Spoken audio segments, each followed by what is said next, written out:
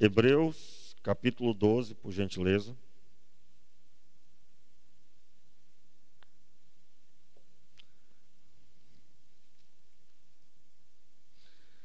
Gostaria de ler com você mais uma vez o versículo 1, 2 e 3, que é o texto base, que diz assim: Portanto, visto que nós também estamos rodeados de tão grande nuvem de testemunhas, deixemos todo o embaraço e o pecado que tão de perto nos rodeia, e corramos com perseverança a carreira que nos está proposta, olhando firmemente para Jesus, autor e consumador da nossa fé, o qual, pela alegria que estava proposta, suportou a cruz, desprezando a afronta, e está sentado à direita do trono de Deus. Mais uma vez, verso 2, ouvindo a sua voz. Olhando firmemente para Jesus, autor e consumador da nossa fé, o qual, pela alegria que lhe estava proposta, suportou a cruz, desprezando a afronta, e está sentado à direita do trono de Deus. Mais forte, verso 3. Considerai aquele que suportou tal oposição dos pecadores contra si mesmo, para que não vos canseis, nem desmaieis, ou desanimeis em outras traduções. Se coloque de pé mais uma vez e vamos orar. Feche os seus olhos, levante um clamor ao Senhor nessa hora. É você que vai orar. Pode levantar um clamor dizendo: Senhor, fale comigo nesta hora. Fale ao meu coração. Em nome de Jesus. Em nome de Jesus. Seja a tua presença, Senhor, sobre o teu povo. Seja a tua presença sobre o teu povo, Senhor. Oh Deus, em nome de Jesus, Pai. Oh Senhor, estende a tua mão, meu Pai. Meu Deus, tem misericórdia, tem misericórdia. Fale conosco, meu Senhor, por meio da tua palavra agora pregada. Seja assim, meu Pai, no nome de Jesus. No nome de Jesus. Aleluia. Amém e amém. Glória a Deus. Poder sentar, meus irmãos. Eu quero hoje ministrar sobre a sua vida, encerrar esta série que estamos pregando sobre a consolidação dos discípulos. E nós estamos lendo o texto base que declara as palavras que Jesus disse a Pedro. Pedro ouviu de Jesus que ele deveria parar de olhar para o que Deus iria fazer para com as outras pessoas, ou para a vida dos outros discípulos, na pessoa do apóstolo João. Quando no finalzinho do texto de Lucas, ele é indagado pelo Senhor, quando o Senhor Jesus diz a ele que de forma que ele morreria. Ele então olha para o apóstolo João e pergunta: Senhor, e a este, o que será? Como será a vida dele? Como será o fim dele, em outras palavras? E então Jesus diz: se eu quiser que ele permaneça até o fim, que te importa?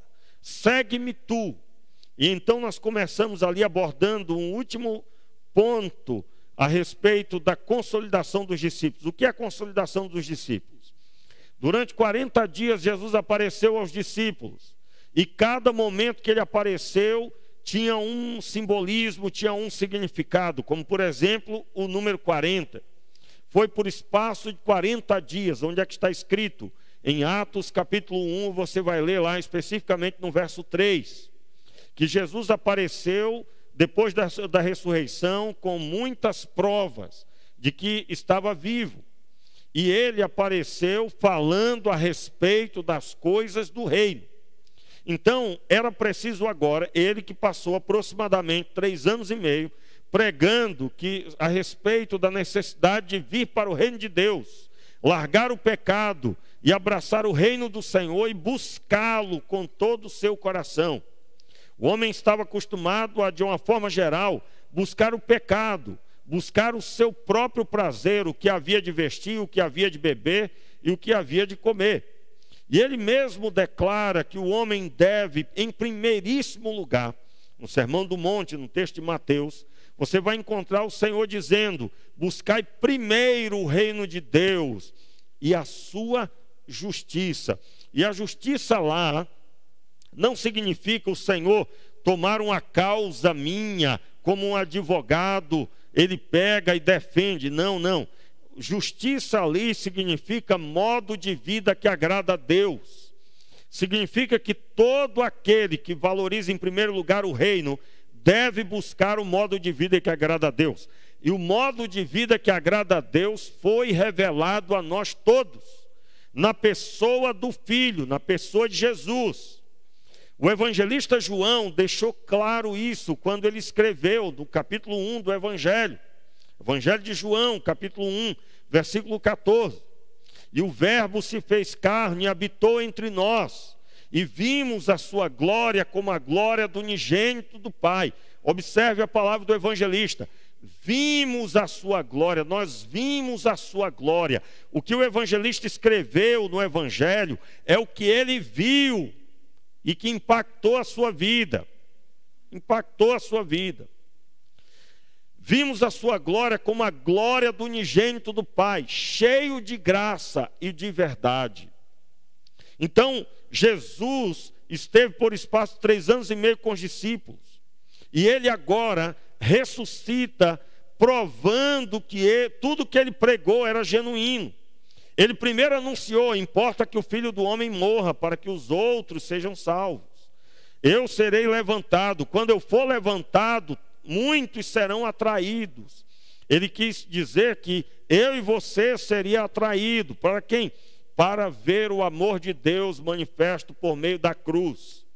Romanos capítulo 5, versículo 8 diz: mas Deus prova o seu amor para conosco, em que Cristo morreu por nós, sendo nós ainda pecadores. Ou seja, o Cristo que morreu na cruz não morreu por pessoas boas. Ele morreu porque todos eram pecadores. Todos, nenhum sequer escapava.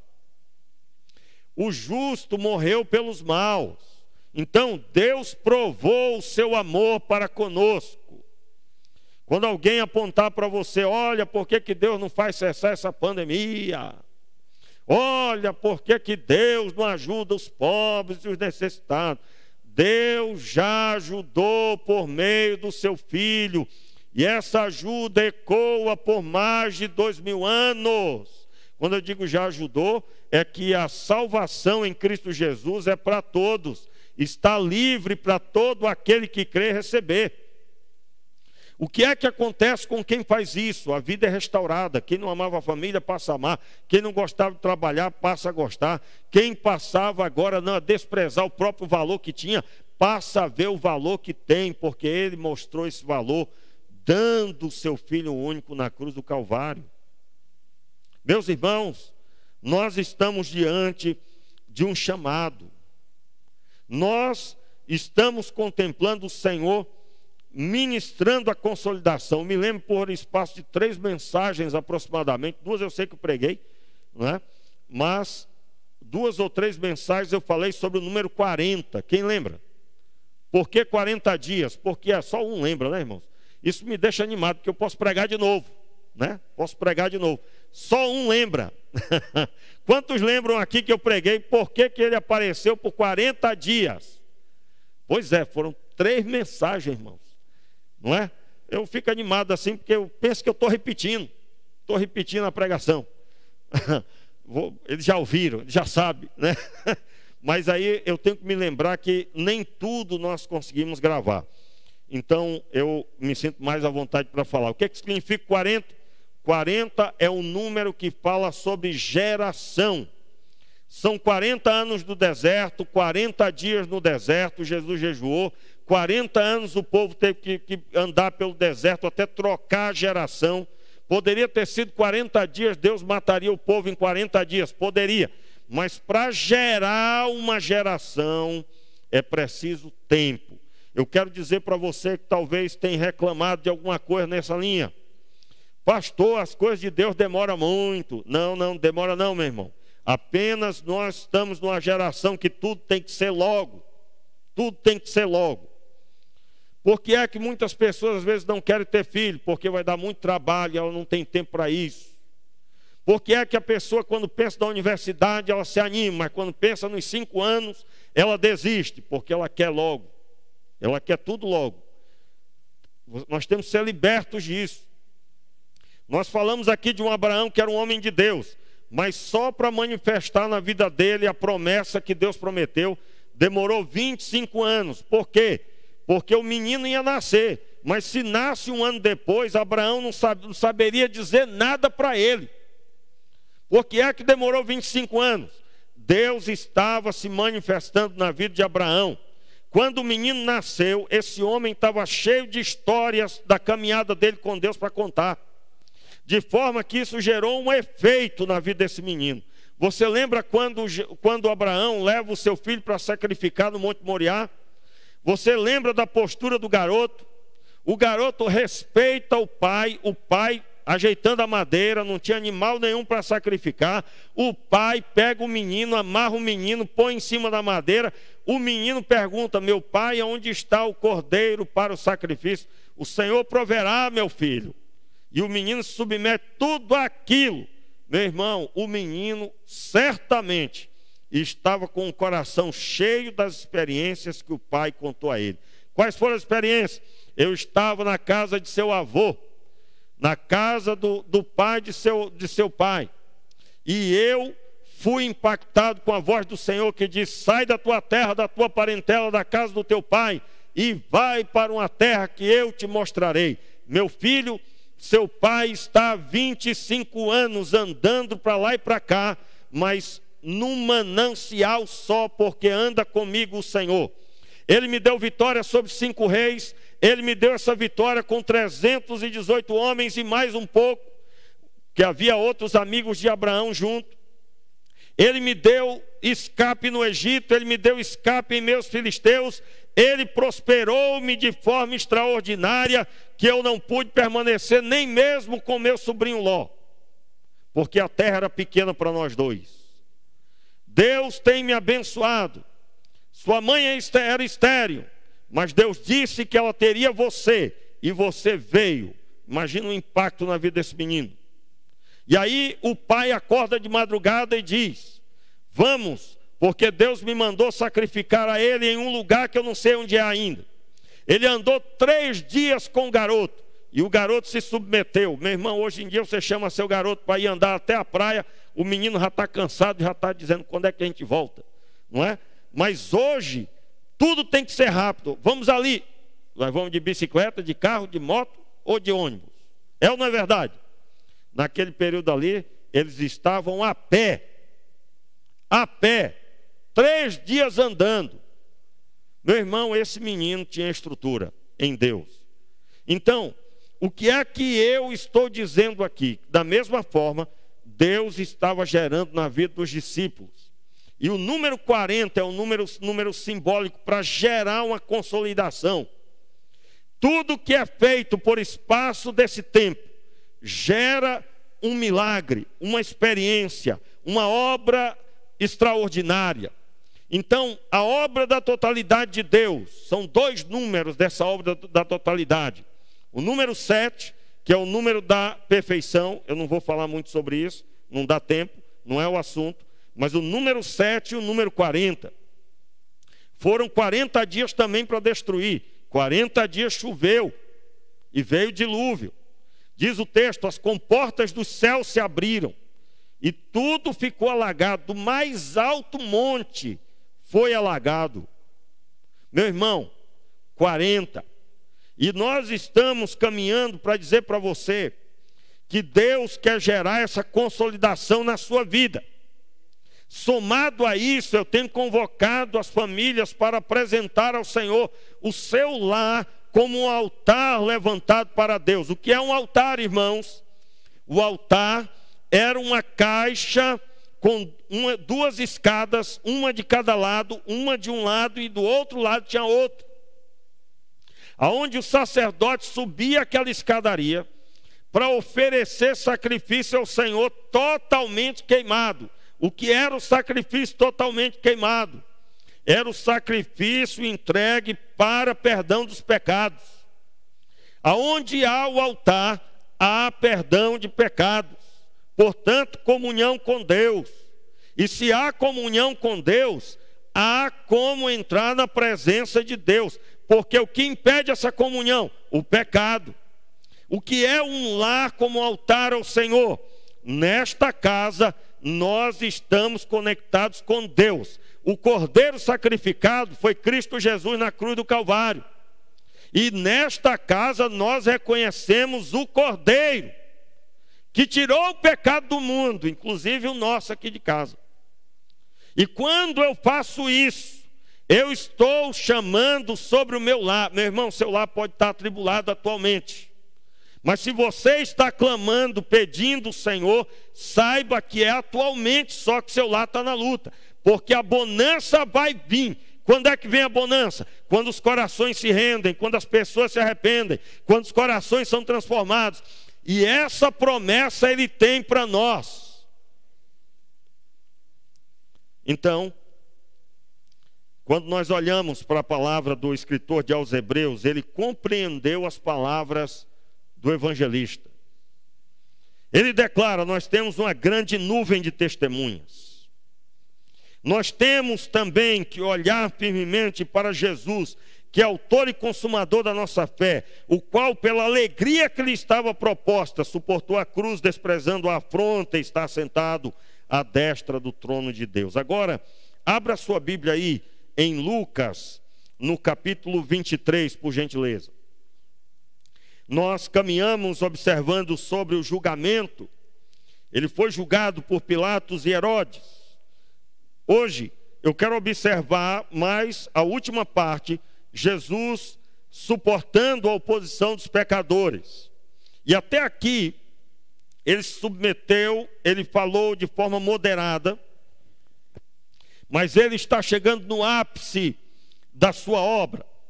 E entenda, aqueles que vão receber a palavra nessa noite, é claro, você já recebeu, mas o todo que nós temos para pregar aqui nessa noite, são pessoas que estão cientes de que tudo que Jesus viveu é para a vida dele ensinamento. Quando que isso não está acontecendo? Quando a pessoa olha para a crucificação e diz: só ele poderia. Sim, só ele poderia, nós temos dito. Só Jesus poderia nos salvar, porque ele não tinha pecado. Um pecador não pode resolver o problema de si mesmo. Nenhum pecador poderia salvar os outros, por mais bom que seja aos olhos humanos. Quando você vai estudar sobre isso, você compreende, quando você encontra na Escritura, que o mais puro ato dos homens é semelhante a trapo de imundícia para Deus. O que era o trapo de imundícia? Eram os tecidos que a mulher usava como absorvente. Não tinha, né, irmãos, absorvente naquele tempo. Então a mulher ficava separada, era considerada inadequada para estar no convívio do lar. Ela ficava reclusa por 7 dias, ali ficava reclusa. E ela utilizava de tecido como absorvente para o costume de mulher, na linguagem bíblica da tradução contemporânea, tradução corrigida, atualizada, o costume de mulher, que era, na nossa linguagem atual, a menstruação. Aquele tecido que vinha com sangue retirado daquele período, ele era chamado de trapo de imundícia. Ele não poderia ser manuseado, ele teria que ser descartado e ninguém poderia tocar nele. Se alguém tocasse nele, também teria que passar por um processo de purificação, e essa purificação estabelecida pelo sacerdote na lei. Você vai encontrar isso tudo bem explicado.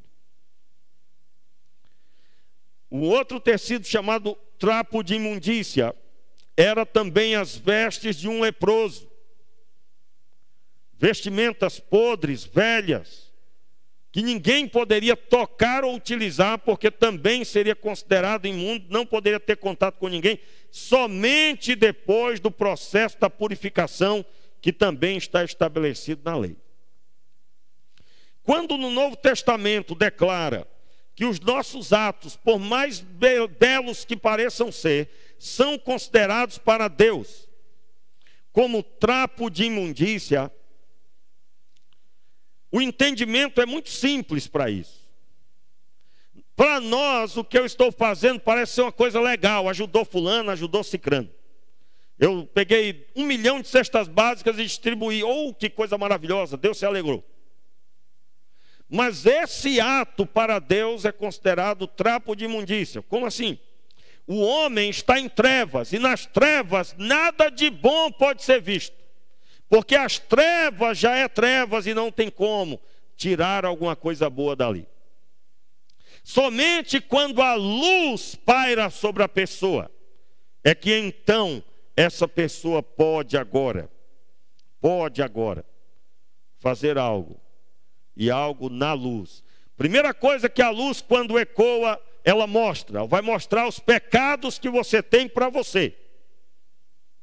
E Deus é o único, irmãos, que quando mostra os nossos pecados para nós mesmos, Ele não mostra ao ponto de querermos desprezar a nós mesmos, no sentido de entrar num quarto e sermos agora, pedirmos a morte, aliás, ou nos tornarmos depressivos. Quando Deus mostra, é uma mistura de arrependimento, eu fico enojado, sim, mas ao mesmo tempo que eu fico enojado dos meus atos pecaminosos, que agora eu consigo ver, eu agora sou cheio de um amor extraordinário misturado a tudo isso, porque Ele não acusa. Quem acusa quer ver morto, aprisionado, sem direito de ir e vir. Mas quem mostra com objetivo de arrependimento, chama para a comunhão. E ao mesmo tempo que a pessoa despreza o ato pecaminoso, se arrepende profundamente dos atos pecaminosos, ela se sente profundamente amada por ter sido recebida por Deus mediante o arrependimento dos pecados. Entenda bem, nós estamos pregando a palavra, e o objetivo do que nós estamos vivendo aqui é Deus gerar essa consolidação. Irmãos, eu estou plenamente convicto do que eu tenho pregado, absolutamente convicto. E Deus está colocando a nós todos na parede, porque o mundo jaz no maligno. Jaz aí, é morto, em trevas, destruído, o maligno tomando de conta. E nós não estamos no maligno, não, nós estamos na luz, como Ele na luz está. E nós, na luz, devemos pregar a luz para quem está em trevas. Então, absolutamente, nós precisamos abrir os nossos olhos. Então, capítulo 23 de Lucas, finalmente, a partir do verso 26, diz assim: quando iam levando, pegaram um certo sirineu chamado Simão, que vinha do campo, e puseram-lhe a cruz às costas para que levasse após Jesus. Seguiu grande multidão, e também mulheres que choravam e o lamentavam. Jesus, porém, voltando-se para elas, disse: filhas de Jerusalém, não choreis por mim, chorai antes por vós mesmos e por vossos filhos. Pois virão dias em que dirão: bem-aventuradas as estéreis, os ventres que não geraram e os peitos que não amamentaram. Então dirão aos montes: caiam sobre nós, e às colinas: cobri-nos, pois se ao madeiro se ao madeiro verde fazem isso, que se fará ao seco? Ou seja, o texto declara Jesus carregando uma cruz, não conseguindo carregar, ele já tinha sido açoitado extremamente. Eles colocam um homem para auxiliar, carregando. E Jesus, ao invés de desesperar-se, prega a palavra para as mulheres que estavam chorando. Quem estava chorando foi consolado por ele. E aqui nós estamos vendo, porque o texto de Hebreus diz que nós devemos observar Jesus, que ele rompeu com a oposição dos pecadores. Ele não se deixou levar pela oposição deles. E sim, ele caminhou rumo à conquista do alvo, que era sentar-se à destra do Pai. E aqui há mulheres chorando como de costume por um homem inocente. E ele para pregar para elas. Essas palavras ecoam até hoje, pois ele fala aqui coisas a respeito do fim. Aqui é uma palavra profética que diz respeito aos últimos dias.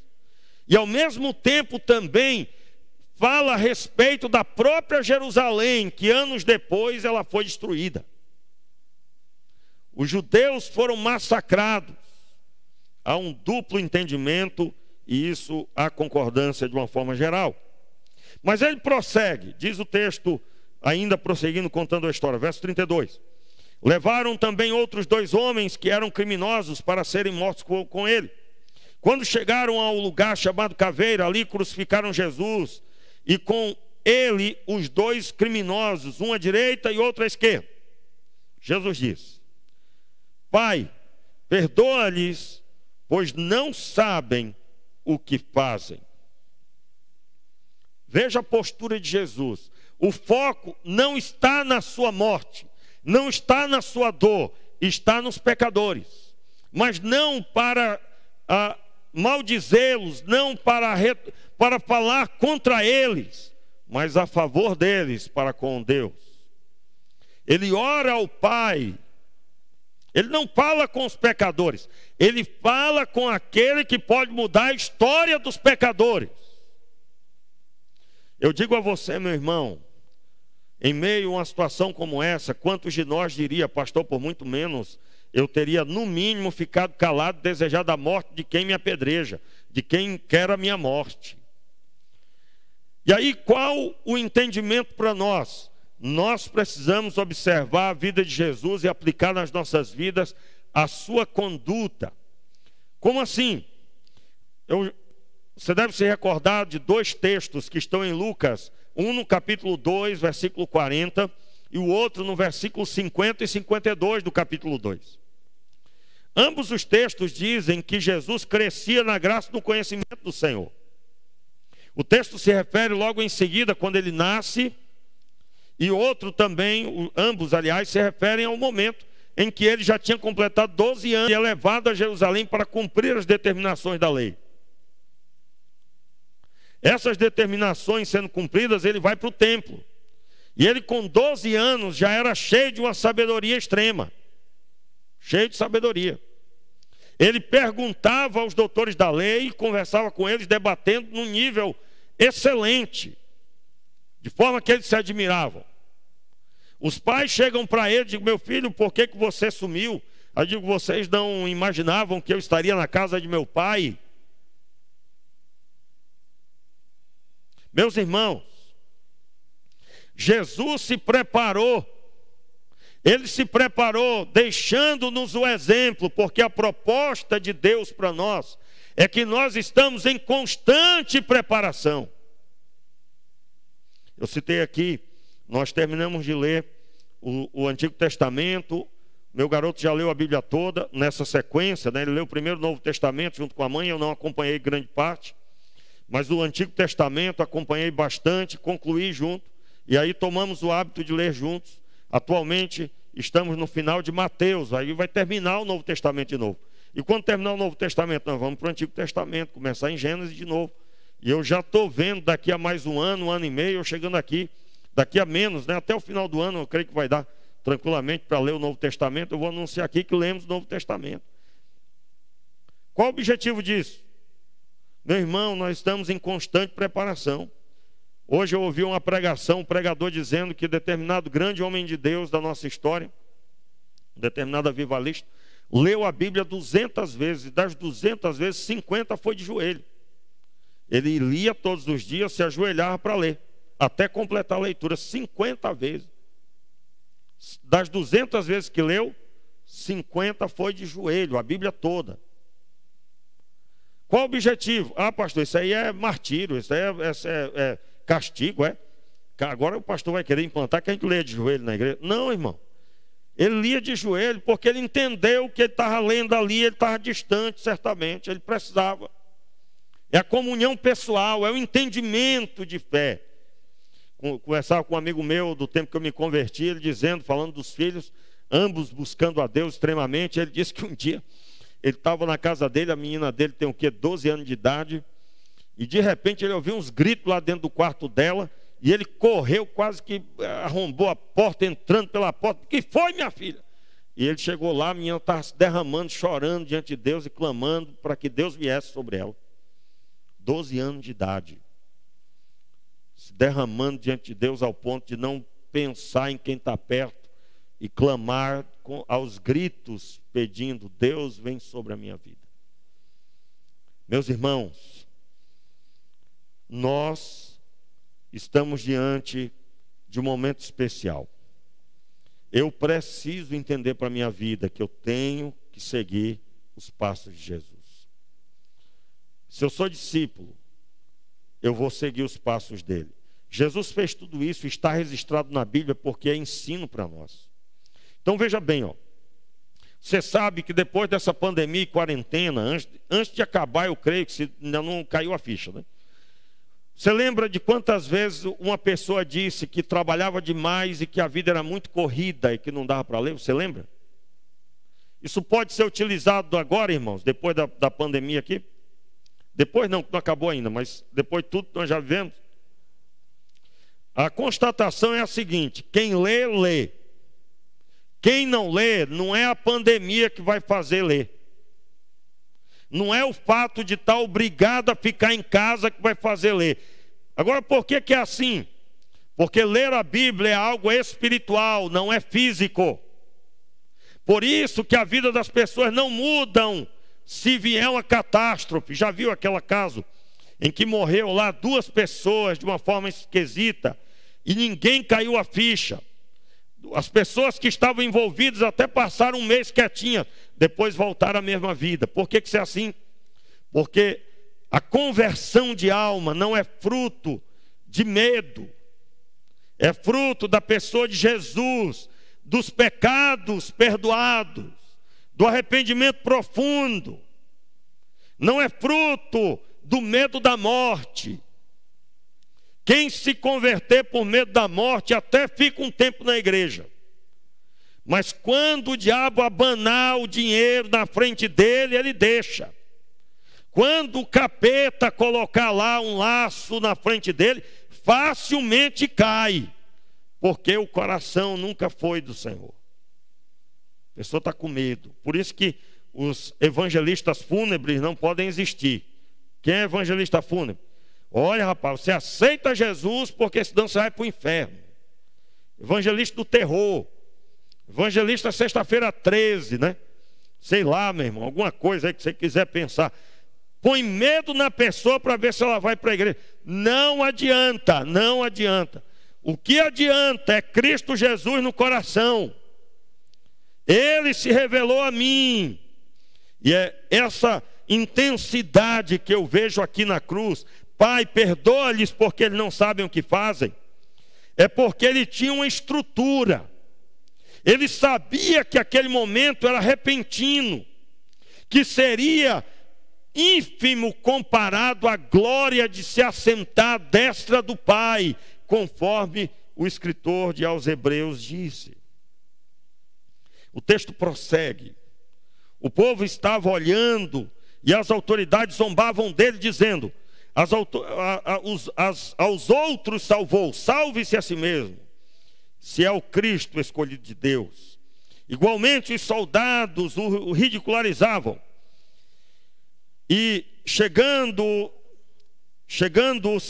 a ele ofereciam-lhe vinagre, dizendo: se tu és o rei dos judeus, salva-te a ti mesmo, salva-te a ti mesmo. Também por cima dele estava uma inscrição em letras gregas, romanas e hebraicas: este é o rei dos judeus. Um dos criminosos crucificados o insultava, dizendo: se tu és o Cristo, salva-te a ti mesmo e a nós. Mas o outro o repreendeu, dizendo: tu nem ainda temes a Deus, estando na mesma condenação? Nós, na verdade, com justiça, pois recebemos o que os nossos atos mereciam. Mas este nenhum mal fez. Então disse: Senhor, lembra-te de mim quando entrares no teu reino. Respondeu-lhe Jesus, repita: em verdade te digo que hoje estarás comigo no paraíso. Meus irmãos, Jesus crucificado, rodeado de 2 ladrões, sendo ele uma autoridade. Você já viu, por exemplo, eu estive ali no posto de saúde vendo o nosso prefeito se pronunciar sobre as coisas que estavam sendo feitas e tal. Irmãos, mas ao redor dele tinha muita gente querendo tirar foto e ser filmado, olha. Por quê? Porque o homem é uma autoridade, aí o cara quer estar do lado. Não é? Principalmente quem quer ser candidato futuramente, quer estar ali do lado do homem, para pegar o prestígio. Pois é, Jesus estava ao lado dele, um de um lado, outro do outro, 2 homens sendo executados porque eram ladrões. E ele pregou a palavra. Ele não se deixou levar pela incredulidade de um, porque ele sabia bem quem ele era. Lembra das pregações? Nós falamos sobre a identidade de Jesus e falamos sobre a nossa identidade. Nós, quando olhamos para essa fala de Jesus, hoje mesmo estarás comigo no paraíso. Você sabe que havia 3 linguagens para céu no meio dos judeus. Terceiro céu, lugar onde Deus está. O primeiro céu é onde pisamos até as nuvens. É o primeiro céu. O segundo céu é das nuvens até onde Deus está. E o terceiro céu é onde Deus está depois de todas as galáxias. Tudo que existe, Deus está depois disso. É o terceiro céu. Então, o céu era chamado de terceiro céu e, é claro, também de céu. E um outro termo utilizado comumente era paraíso. E Jesus utiliza aqui, de todos eles, o que mais expressava o que aquele homem precisava. Pois, afinal, esse homem estava na mesma condição que ele. E Jesus oferece a esse homem o que ele já tinha. Jesus já tinha o paraíso porque ele era de lá e iria para lá. E ele oferece a quem não tem e que agora recebe. E essa linguagem, paraíso, é a linguagem devida de impacto sobre um homem crucificado que se converte.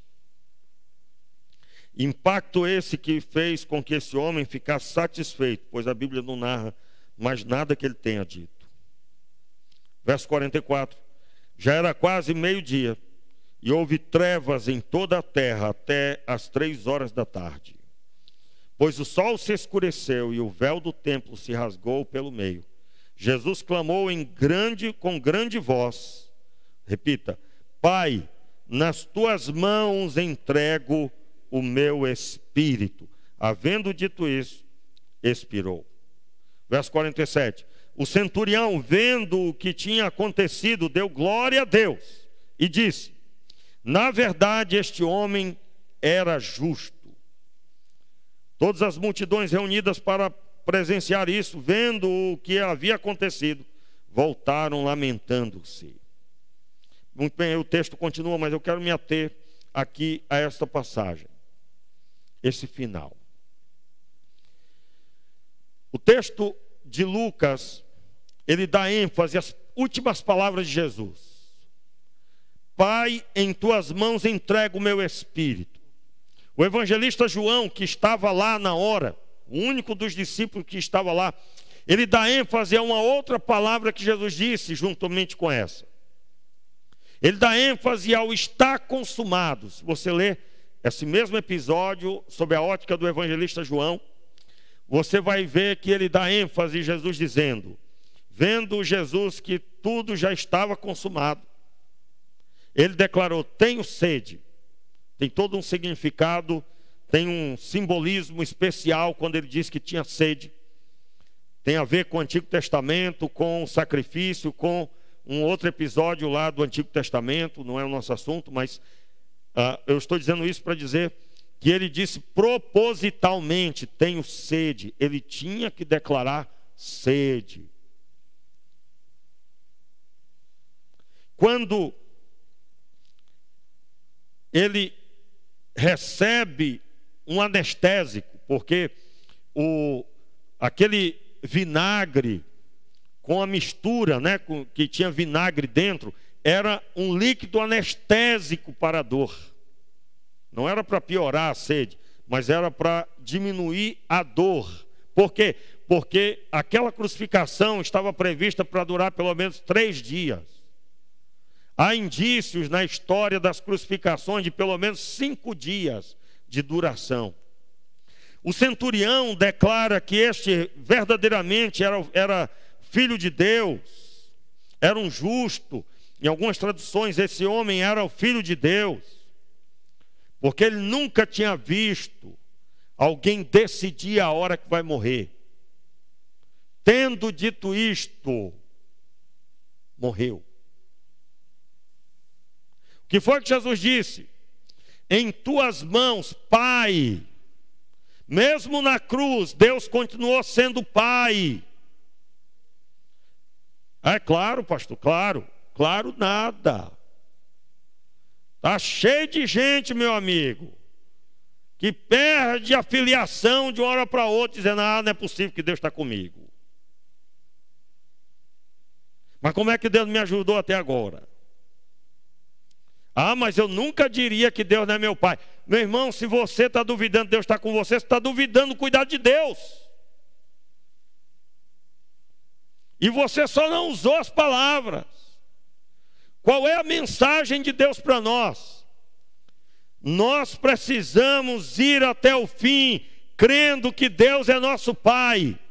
E que até se estivéssemos no leito de morte, Ele continua sendo nosso Pai.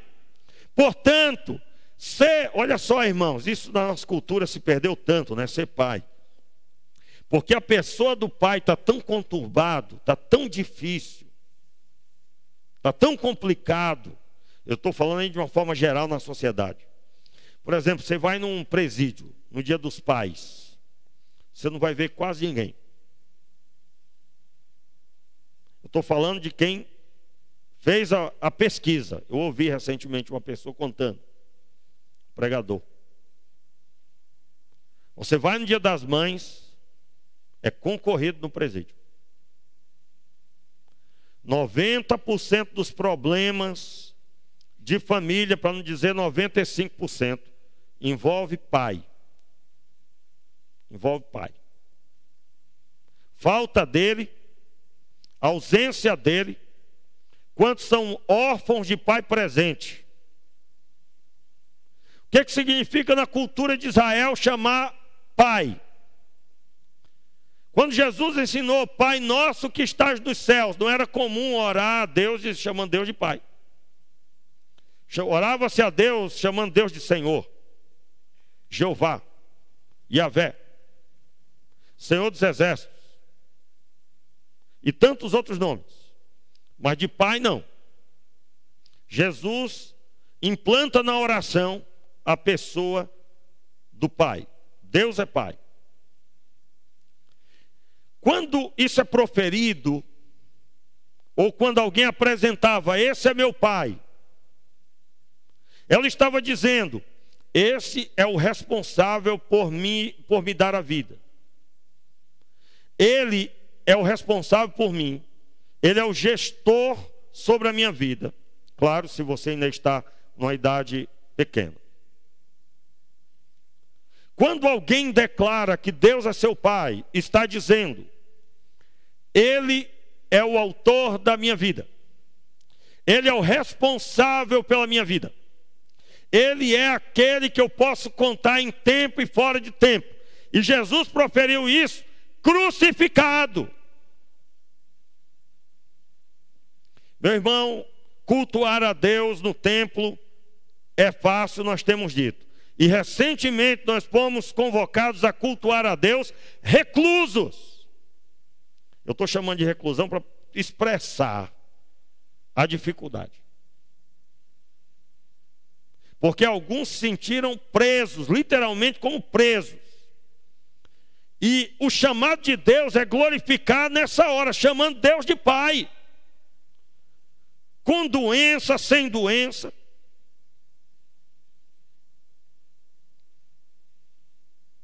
O texto bíblico vai dizer que ele continuou declarando Pai. E principalmente agora, ele concluiu a obra. Pai, em tuas mãos entrego o meu espírito. O que Jesus estava dizendo?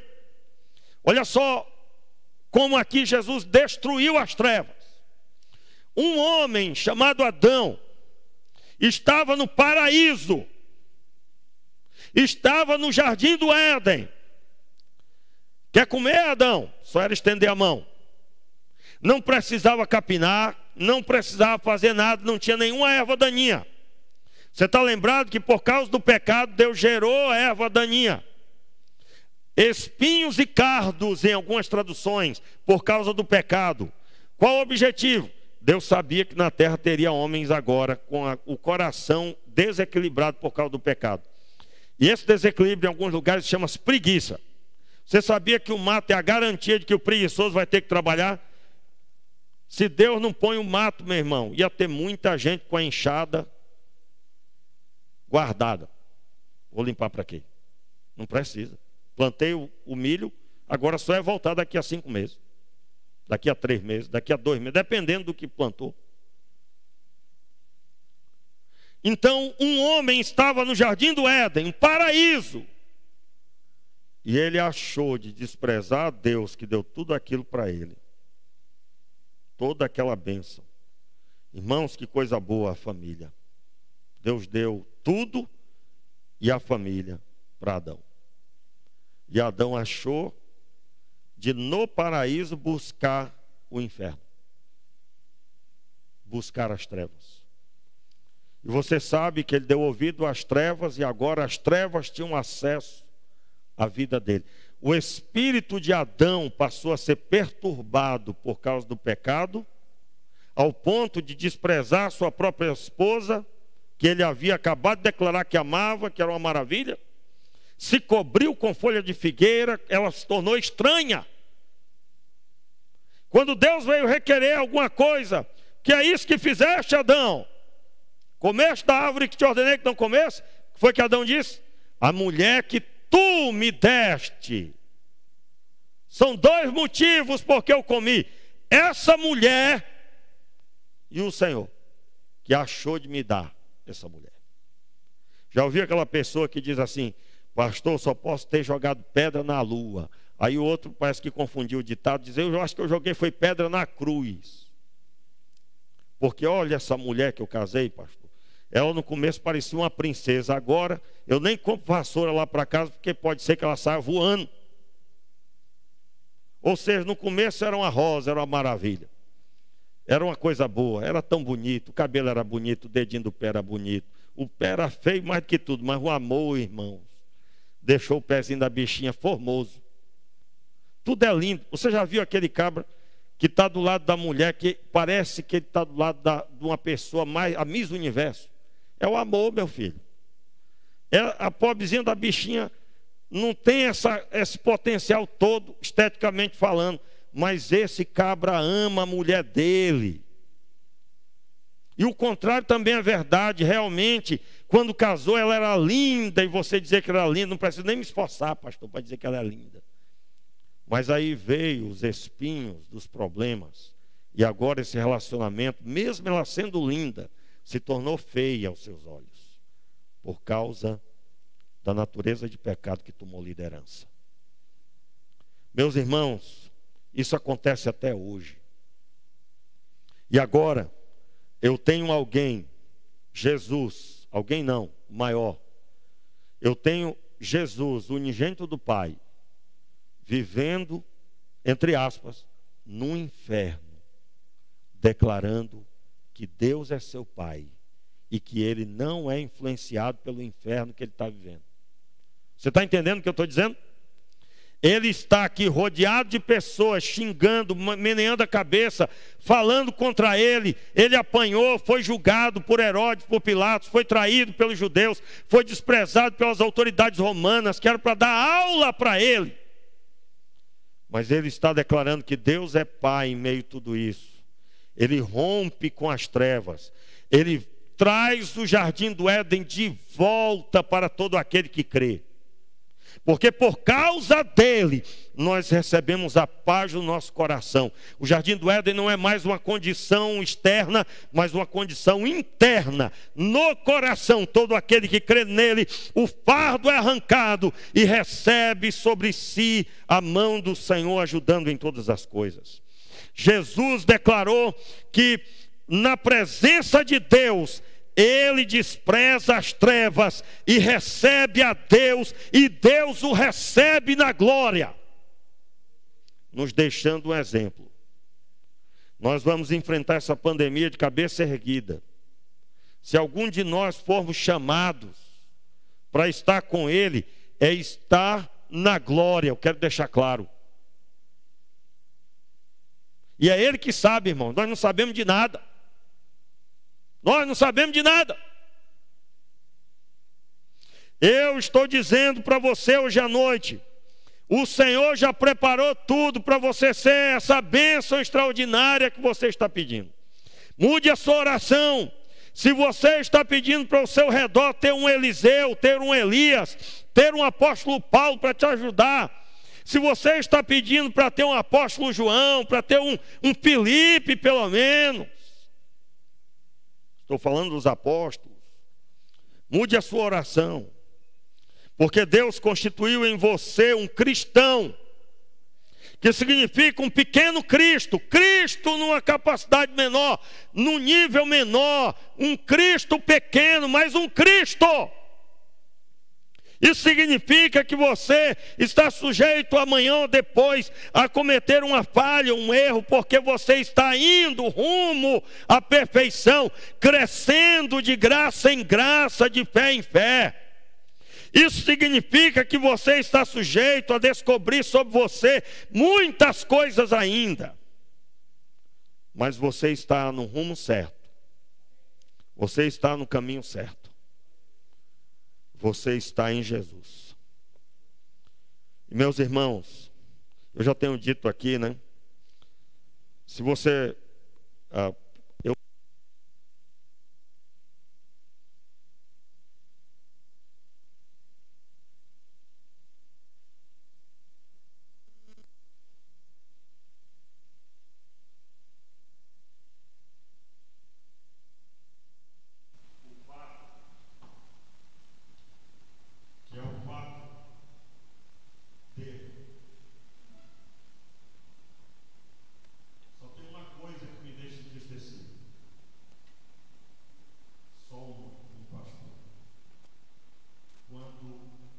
o rebanho, quando as ovelhas teimam em ser diferente de Jesus, eu fico profundamente entristecido. E eu tenho um problema que eu ainda não consegui. Se isso é um problema, eu ainda tenho. Eu não consigo esconder nem sempre. Eu tenho dificuldade. Tenho dificuldade de esconder. Eu já vi tanta coisa. Eu já vi tanta coisa. E eu sei de tanta coisa, no sentido espiritual que um pastor vai saber. Mas a coisa mais feliz para mim é ver uma ovelha prosperando. E o que é uma ovelha prosperar? Ela cada dia crescer na graça e no conhecimento do Senhor. E eu não estou falando de saber mais de Bíblia, mas eu estou falando de saber de Bíblia e aplicar na própria vida. Saber tudo sobre a Bíblia, Até o diabo sabe o que está escrito. Ele mesmo usou. Mas aplicar, aí sim a ovelha prosperou. Se você tem um grande problema, eu quero dizer que você tem um Deus maravilhoso, que concluiu a obra para você ter tudo que você precisar. Eu já perguntei, em pensamento: Senhor, o Senhor tem alguma coisa para fazer através de mim aqui ainda? Já perguntei. Porque há momentos que eu percebo como se um ou outro achasse que é brincadeira, que essa pregação, essa série, eu preguei assim, eu vou pregar o que agora? Não. Meu irmão, tudo que eu preguei aqui nos últimos meses, nós estamos pregando essa série desde da Páscoa, desde que acabou a Páscoa. Passou a Páscoa, Deus me disse assim: você vai falar sobre a consolidação dos meus discípulos. E eu tenho pregado tudo que Deus tem me mandado. E eu percebo espiritualmente, irmãos, eu tenho convicção do que eu estou dizendo, porque é no reino espiritual que eu recebo a orientação. Existe um ambiente como se não fosse bem assim, como se nós não precisássemos nos esforçar tanto. Existe sim. Existe um ambiente, não precisa. Para que culto doméstico? Para que isso? Para quê? E eu tenho dito para você, olha só, preste atenção. Deus tem me incomodado grandemente com esse assunto. E eu estou de olho no que Ele estiver me mostrando. E uma coisa que incomoda a Deus muito é pessoas de dura serviço. O que é uma pessoa de dura serviço? Deus manda a gente falar assim: meu irmão, você tem que orar com a sua família. Parece que a gente está xingando a pessoa. Parece que eu estou dizendo assim: vá pecar. O que eu tenho falado tem incomodado pessoas. Eu não estou sabendo de nada, irmãos. Estou falando do que no reino espiritual Deus tem me trazido no coração. Existe um formato que é cômodo. Qual é o formato? Eu chego aqui, prego. Aí você comenta lá fora: que pregação. Você que está aí em casa, que já está reclamando do horário.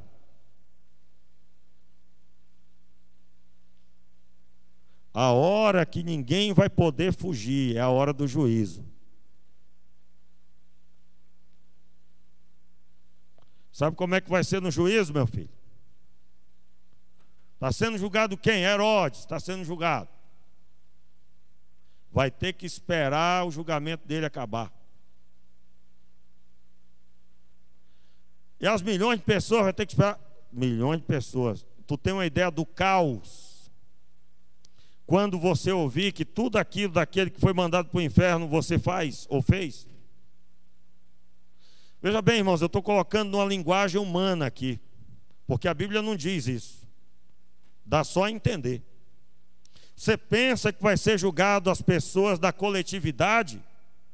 Agora todo mundo que pecou esse pecado, agora vão para o inferno. A Bíblia diz que cada um será julgado de acordo com o que foi achado no livro. O texto bíblico de Apocalipse diz assim: e eles foram julgados conforme abriu-se o livro da vida e abriram-se os livros. O texto dá a entender que cada um tem um registro do que fez. O seu registro pode ter sido rasgado se você se arrependeu dos seus pecados. Se você que está aí em casa se arrependeu dos seus pecados, esse livro foi rasgado e começou uma nova vida quando você aceitou Jesus de verdade. Por enquanto, você pode até desagradar da pregação do pastor, mas no dia do juízo vai ter que ficar até o fim. E não adianta chorar ou reclamar ou mudar de igreja. Eu estou chamando você para reunir a sua família e dizer: aqui é um território onde Deus abençoa. Eu estou chamando você a se arrepender dos seus pecados e andar em santidade como Jesus andou. Esse está consumado não é brincadeira. É para nós vivermos ao sairmos por aquela porta. É para parar de infernizar a sociedade com mau testemunho. Para parar de ser sempre um crente fraco. Vive caindo, vive levantando. Vive caindo, mas cai mais do que levanta, meu Deus do céu.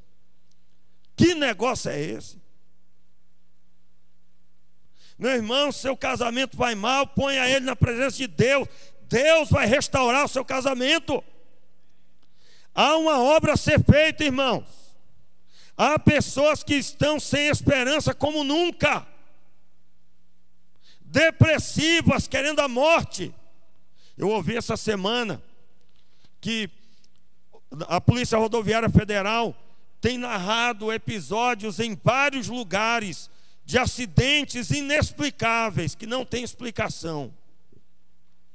E um dos policiais narrou que a conclusão que eles têm percebido são pessoas se suicidando, pessoas se suicidando com os carros.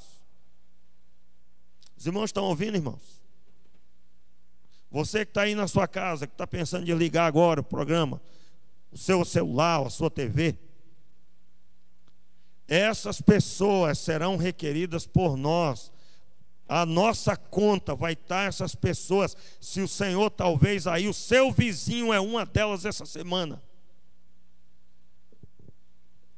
E aí fica uma multidão de crentes, brincando de ser crente, brincando de vir para a igreja, brincando de orar, brincando de ler a Bíblia, brincando. A Bíblia é cara, R$17. A Bíblia é cara, que seja R$1.000 a Bíblia. Mas é a palavra de Deus que foi escrita com sangue, irmãos. Sangue de Jesus. E você sabe da incoerência. A pessoa às vezes vai e compra uma blusa cara e não é cara, porque a blusa para ele ficar bonito. Mas a Bíblia, ele acha cara. Eu quero dizer para você que a Bíblia vai deixar você bonito de verdade, mas não tem beleza de blusa, de camisa, de seja o que for, que consiga consertar o homem pecador. Continua bem vestido, mas continua feio por causa do pecado. Quantas vezes eu ouvi o pessoal da cantina aqui reclamando em termos, né, falando a verdade. Pastor, o pessoal reclama do valor do que está vendendo aqui. E o valor que vende aqui é mais barato que lá fora.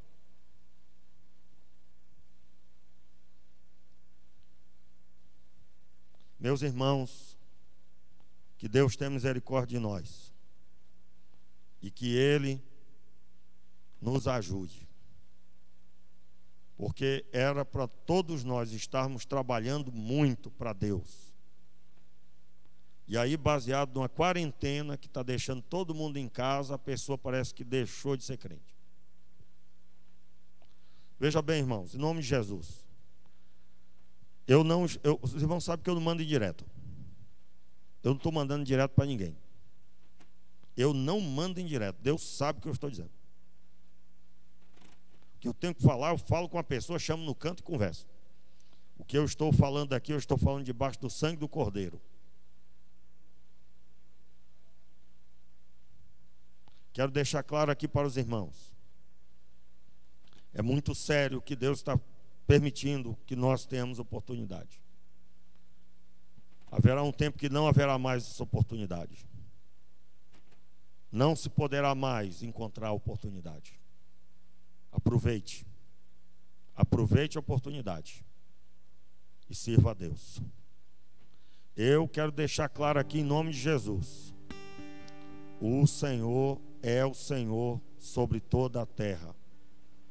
Seja qual for o seu problema, coloque diante de Deus que Deus vai solucionar. Fique de pé no seu lugar e vamos orar.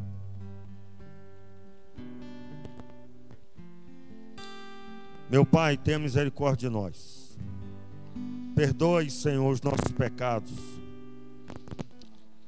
Senhor, perdoe os nossos pecados, Pai.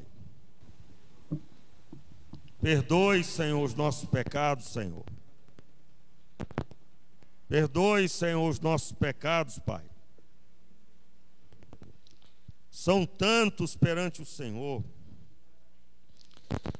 Perdoa, Senhor, todas as pessoas que pegaram seus carros. Perdoe a nós, pois muitas pessoas pegaram seus carros para tirar a própria vida por esta nação. Tem misericórdia, Pai. Tem misericórdia, Senhor, das pessoas que estão em estado de depressão e ninguém foi ajudá-las. Das pessoas que estão pensando em ir na cozinha, pegar uma faca para tirar a própria vida. As pessoas que estão desesperadas e nós guardamos a salvação numa gaveta e não falamos a elas, não falamos muitas vezes a ninguém. Perdoa, Senhor. Perdoa, Senhor, porque nós temos dificuldade de falar de Ti até dentro de casa. Perdoa, Senhor, pela nossa incapacidade de reunir a nossa família para orar. Perdoa, Senhor, pela vergonha de mostrar que somos crentes, de dizer que proclamamos a salvação. Perdoa, Senhor. Perdoa, meu Pai, este homem que não governa seu lar e que não chama a todos a responsabilidade. Perdoa, Senhor, essa esposa que não auxilia para a glória do Pai. Perdoa esse filho que não honra os pais, buscando a Deus em primeiro lugar. Perdoa, Senhor. Meu Deus, se eu tenho, Senhor, que fazer algo que eu ainda não fiz nesse lugar, Senhor, me mostra, me fala. Se o problema está em mim, Pai, me mostra, Senhor, de forma que eu possa me consertar diante de Ti. Eu te peço misericórdia, Senhor. Te peço misericórdia sobre este rebanho, Senhor. Faça o que o Senhor quiser, meu Pai. O Senhor é Deus e nós não questionamos. Nós sabemos que a Tua vontade é boa, perfeita e agradável. Perdoa, Senhor. Perdoe-nos, Senhor, pelas reclamações, pelas palavras de maledicência, pelas reclamações que temos proferido diante de Ti. Perdoa, Pai. Pai, que diante desse término dessa série da consolidação dos discípulos, eu te peço, Senhor, consolida-nos, Pai. Consolida a obra em nós, Pai. Usa de misericórdia, Pai. Ajuda-nos, Pai. E agora que o amor de Deus, que a graça do nosso Senhor e Salvador Jesus Cristo, que as consolações do Espírito Santo estejam sobre a tua vida, sobre a tua casa, sobre o teu trabalho e aonde colocar a planta dos teus pés. Em nome de Jesus. Amém e amém.